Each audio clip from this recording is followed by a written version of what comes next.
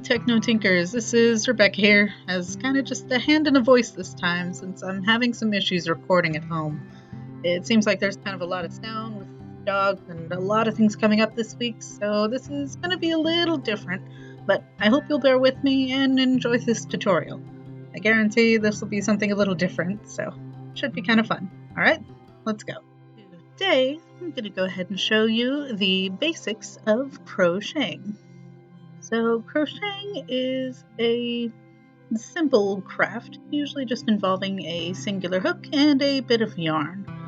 So this is my normal hook that I use. This is just a standard H hook. As well, I also have my big old thing of red heart yarn back here. It's usually something you could find at just about any store, a lot of craft stores, Michael's, Joann's, and so on. And this is pretty much all that you're going to need for this. Of course, if you do not have the money to go and get one of them fancy schmancy hooks, you can also use a paper clip that is just bended just at the end of it. This is actually how me and a friend of mine started our crocheting, but I did eventually get one of them fancier hooks. Now, since the yarn that I'm using is going to be a little thin, I did bring a bit of a substitute just for some of the more small things to see. So I'm hoping this little chunky yarn will kind of help with showing it off. Alright, so the first thing we're going to go ahead and go over is your starting point, which is going to be a slip knot. And no, not like the band. This is actually going to be a knot that you form at the beginning of your crochet chain. So to go ahead and make this slip knot, you're just going to go ahead and just use your fingers here. You're going to make a simple loop, adding the end to go over your loose string. Then with that loop, you're going to fold it over where the rest of your strings are and just pull it through. Simple as that. Just a simple little slip knot. Now with most crochet, the reason why it's really handy is you can just pull it apart. And you'll notice this with some of our later things too. But once you have your slip knot, you can start your projects. Just go ahead and make sure that that first loop is however big or small you want it. You want to make sure that it's nice and snug wherever you're starting. And then you can move on from there.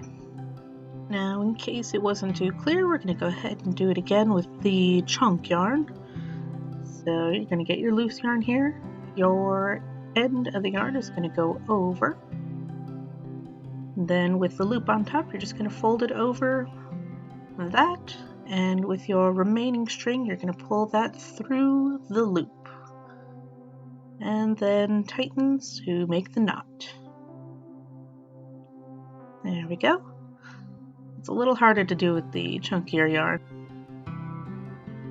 Alright, so now that we've got our slip knot at the beginning of our bit here, we're going to go ahead and move on to our next step involving our handy hook, which is the chain.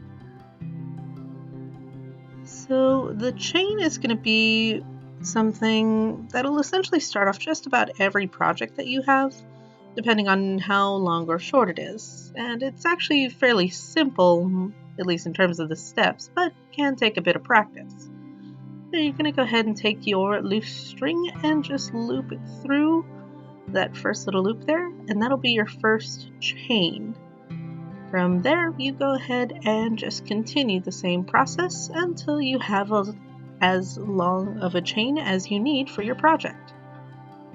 I actually recommend taking a bit of time to go ahead and work on this, since it does take a little bit of practice to make them as even as possible. It'll also make the process much easier the more and more you do it. As you can see, you end up with this lovely little braid at the end. And of course, we're going to go ahead and do the same thing with our chunk yarn. So let me go ahead and make the slip knot one more time real quick. And I'm just going to be using my hands for this one just because it is kind of big and I don't have a good hook for it. So we're going to go ahead and go through our loop once again, and you're just pulling that loose string through.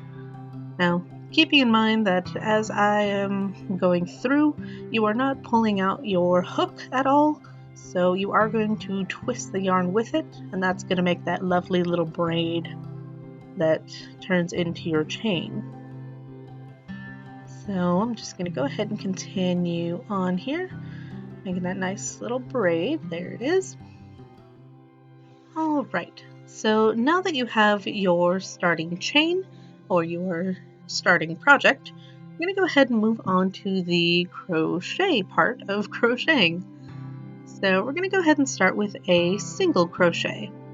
To go ahead and do this, you're going to go ahead and find the first little bump closest to your hook, and you're going to pull your hook through that first area of your braid. I have a little bit of trouble here on the screen, but you're gonna do it so it looks a little something like that. And then you're gonna pull your loose string through to go ahead and make another loop on your hook. Alright, so now that you have these two loops on your hook, you're gonna go ahead and connect them together by getting that loose string again and pulling it through both loops. And that's a single crochet. Like I said, it does get a little tricky, but this is usually just because I'm on the first chain here. If you're adding this on in different rows and stuff, it does get much easier. And of course, practice makes perfect. The more and more that you practice this, the easier it'll get. As you can see, I even have a couple of issues here. So I'm going to go ahead and finish out that first chain, just going through each little bump there, pulling through and connecting them together. And then that's going to be our first row. And as you can see, we've made a nice little row. It's just a little chunky now, and that's normal. And you can also tell on the top that we still have that lovely braid going for us, so we can continue doing the same thing for our next row. And speaking of which, to go ahead and get to our next row, we're just going to add on a couple of extra chains, just like we did before. And this way, now we're ready to start our next row. Alright, now that we have our chain built up, rather than going through and trying our single crochets, we're going to move on to the double crochet. So using our hook here, we're just going to wrap around a little bit of that spare yarn before pulling it through the first loop, and then grabbing some more. So now you should see that you have 3 loops onto your hook. From here, you're going to basically finish it off as though finishing a single crochet, taking in 2 of those loops. And now with your final 2 loops, you're going to pull that spare yarn again and finish the second. And that is how you make a double crochet. Now, I do have a little trick with the double, as well as eventually your triple crochet as well. And after you loop through, you'll actually see that I turn my hook the other way and just let the yarn kind of slip off. It makes it a little easier to get that first one off before you finish off the second. Just a little trick. Alright, so now that we've got all of our double crochets, we're going to go ahead and move on to our triple crochet. This is kind of the same thing, but it's just with a couple of extra loops. So we're going to build up our triple chain there, and then after looping once for a double crochet, loop it again for a triple, and repeat the process, going through the first loop, pulling in the first 2, that's 1, then the other 2 loops, that's your second, and then finally the other 2 for your third. And there's a triple crochet. Ta-da! Now, one of the best things about crochet is that if you happen to make any mistakes along the way, you can usually, if not always, pull on your loose string, and you can undo as much progress as you want. Oops. This makes it really easy if either you decide to backtrack on a project or if you just want to fix something from before.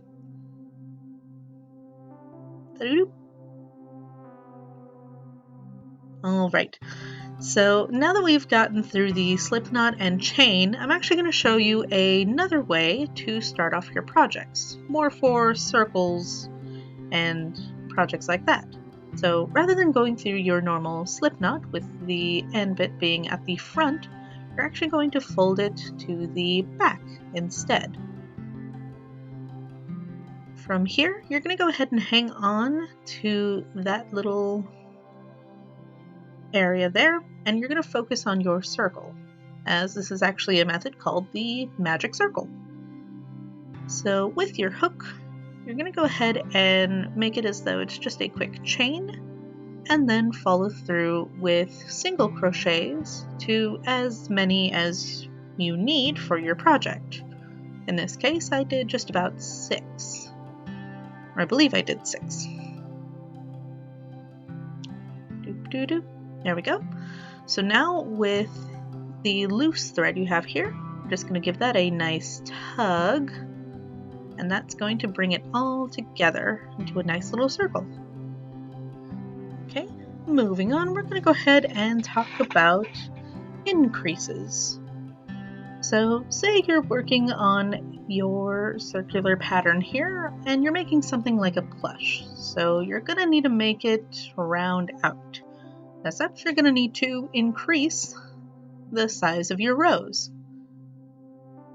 So what you're going to go ahead and do is you're going to go ahead and go through your first opening there, your first hole, and you're just going to make a normal single crochet. There we go. And rather than moving on to your next loop, you're actually going to go through that first one again. Once again, making another single crochet. This is going to increase your size as well as how many holes are in it. Once you're finished, you can see that rather than going straight up, it's actually moving on and on. Now, be sure that while you are working on your rows here, that you are keeping track of where you've started. One of the things that I like to do is I'll actually use the loose end of the magic circle that we have here and just fold that over at the beginning mark so I know where I've started and where I've ended. Of course, another thing that people will do is either have physical markers, or you can also use a different colored yarn to go ahead and keep track from row to row. As long as it's something that you can recognize yourself, as well as something that can either be pulled out or cut out of the pattern once you're done with your project. Alright, so I've gone ahead and just made a little bowl here with our increases and a couple of single crochets. But if I'm making a plush, I am going to need to circle this back around. So we're going to go ahead and talk about decreases. So to go ahead and make a decrease, it's almost like an opposing increase in a way. So since we're having to make it a bit smaller, we're actually going to be using 2 loops. So starting with your first open hole there, you're going to go ahead and pull through your loose string. So now you have the 2 loops on your hook, but rather than finishing it up like a single crochet, you're going to go through the second hole as well, and also taking some string from there. So now you should have 3 loops on your hook.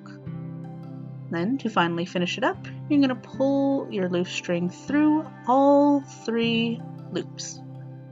And that'll be your decrease. As you can see, as you continue making your decreases around, you'll see that your bowl suddenly starts getting closer and closer together into a nice little spear shape. And as you continue, it'll get even smaller and smaller. And those would be the, at least, general basics of crocheting. This will get you a good starting point for a lot of your patterns, but of course there's a ton more things that you can do with this. Depending on, of course, the different kinds of projects, as well as many, many, many different kinds of yarns you can use. So let's say making plushies, blankets, pillows, gloves, socks, towels, and so on and so forth. So if you'd like to see more content like this, feel free to give me a like or suggest something in the comments. I don't mind trying out some new things. I also have a whole book on different stitches and stuff, so there's a lot more that I can be showing off here. As well, there's also other things that I can do with the yarn, such as arm knitting, which is something I can do with that chunk yarn of mine here, and even small things like keychains or something perhaps for the channel. So let me know down in the comments if you'd like to see anything new about that, and of course if you enjoyed this video, feel free to leave a like. I really appreciate it. And of course, if you'd like to see some of those projects in the works or see them later on, go ahead and subscribe to the channel. And of course, I'd like to thank you guys for kind of sticking around and watching through. I know this is a little bit different than some of my content just because of the voiceover and stuff, but I hope you'll kind of hang around. I'm just about to start school, so the videos might end up being a little later than usual, but I'm going to try my best. So, with that, I'd like to thank you very much for watching. This is Rebecca signing out, and I'll see you soon.